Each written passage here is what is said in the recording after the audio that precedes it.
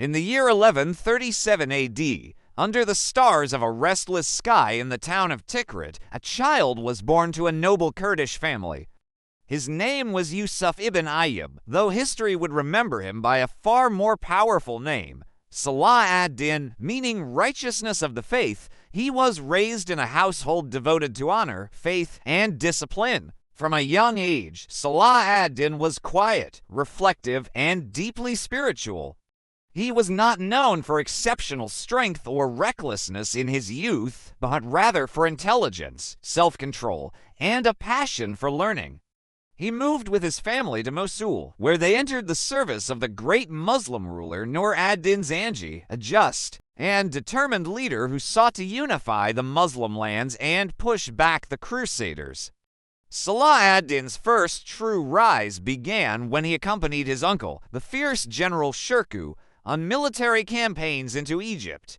Egypt was then a land of political chaos torn between the declining Fatimid Caliphate, Crusader ambitions, and the expanding influence of Nur ad-Din. Salah ad-Din served as a key figure in these campaigns, quietly observing and learning.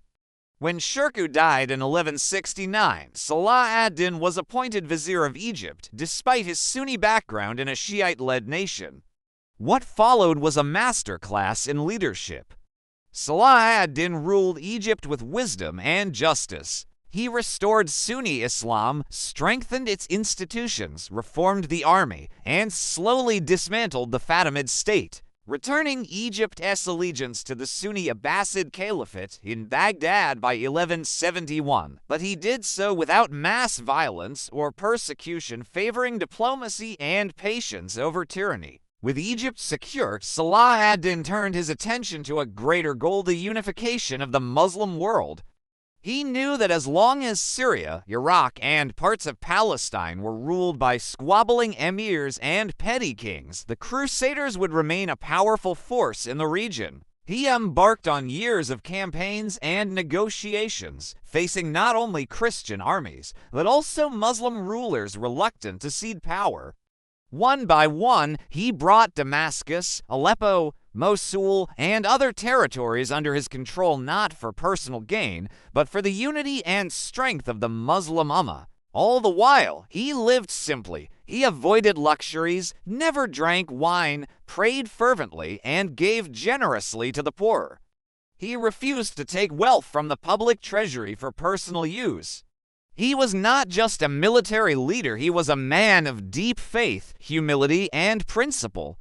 Then came the moment that would define his legacy: Jerusalem. Since 1099, Jerusalem had been held by Crusaders who had slaughtered thousands of Muslims and Jews during their brutal conquest. Salah ad-Din vowed to return it to the Muslims, but only when his army was strong and the Muslim world united. In 1187, he finally struck.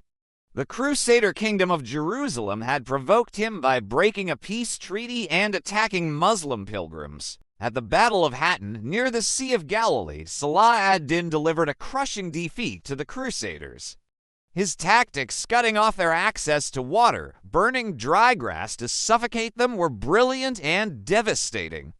He captured the Crusader king Guy de Lusignan and personally executed Reynold de Chatillon, a brutal warlord who had murdered Muslim women and children. With the Crusader army destroyed, Jerusalem lay vulnerable. In October 1187, Salah ad-Din marched into the city. But unlike the Crusaders before him, he did not massacre the inhabitants. Instead, he granted them safe passage, allowed Christian pilgrims to remain, and showed mercy even to those who had fought him. Many could not afford the ransom for their freedom, so he paid it from his own wealth. Europe was stunned. Salah ad-Din became both feared and admired. His chivalry and justice were so legendary that even Christian historians and poets praised him, but Europe would not remain silent. The Third Crusade was launched, led by Richard the Lionheart of England, a warrior king whose valor matched Salah ad-Din's. The two would never meet in battle directly, but their armies clashed across Palestine in fierce battles. Richard retook some coastal cities, but he could not retake Jerusalem. Despite their rivalry, the two leaders developed a mutual respect. In one story, when Richard fell ill, Salahuddin sent him fruits, snow for cooling drinks, and even his personal physician. In 1192, the two sides signed the Treaty of Ramla. Jerusalem would remain under Muslim control, but Christian pilgrims were free to visit it peacefully. It was a wise and honorable compromise, one that prevented more bloodshed. Salahuddin returned to Damascus, aged and weary. He had spent his life in service, giving everything he had to God, to his people, and to justice. When he died on March 4, 1193, his personal fortune was so small that there wasn't even enough money to pay for his funeral. All he left behind was a sword, a shield, a horse, and a legacy of honor, faith, and unity.